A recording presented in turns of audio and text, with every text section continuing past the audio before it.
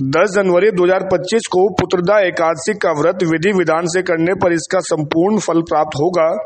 10 जनवरी 2025 को व्रत करते समय यदि भूल चूक से आपका मुख दक्षिण दिशा की ओर है या फिर भगवान विष्णु की पूजा पाठ करते हुए आपके वस्त्र साफ नहीं है तो आपको इसका कोई फल प्राप्त नहीं होगा, बल्कि जीवन में आर्थिक तंगी, आर्थिक समस्याएं आदि सभी बनी रहेंगी। सुनिए क्या कहते हैं हरिद्वार के ज्योतिषी। प्रत्येक मास 2 एकादशियां आती हैं और संपूर्ण वर्ष 24 एकादशी होती हैं। तो कोई भी व्रत होता है उसमें स्वच्छता का ध्यान, पवित्रता एवं जो मन की शुद्धि, कई प्रकार के ध्यान रखे जाते हैं।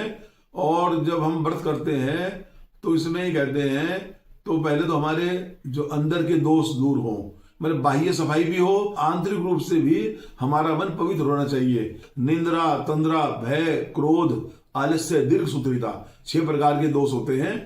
तो ये दोष न हो, काम, क्रोध, लोभ, मोह, अहंकार, मद, तो किसी प्रकार का हमारे अंदर कोई विकार न हो और मन में पवित्रता हो, केवल परमपिता परमेश्वर भगवान विष्णु जी का ध्यान हो, जैसा कि उनके लिए एकादशी समर्पित होती है।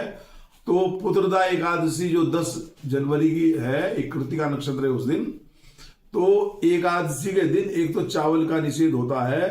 तो जो चीजें निषेध होती हैं, जाने अनजाने में मान लिया हमने कोई चावल खा लिया और मालूम नहीं और हम व्रत कर रहे हैं, एक तो यही बहुत बड़ा दोष होता है। इसके अतिरिक्त हमें अपने जो वस्त्र हैं, विशेषकर ये सोचें भाई भगवान विष्णु जी को जैसे हमारे वस्त्र थे वो पीला वस्त्र धारण करना है, तो कोई भी वस्त्र मलिन ना हो, गंदा ना हो। बैठते हैं तो हमारा जो मुख पूर्व दिशा की ओर हो या उत्तर दिशा की ओर हो, जो शुभ दिशा होती है, जो हम मतलब कहने का मतलब हमारा मुख पूर्व दिशा में होना चाहिए। वैसे तो अगर कोई परिस्थिति वैसी है तो उत्तर दिशा में हम कर सकते हैं। दक्षिण दिशा में हमने मुंह कर लिया, जो कि यम की दिशा होती है, और यम की दिशा की ओर मुंह करने से एक विपरीत फल प्राप्त होता है।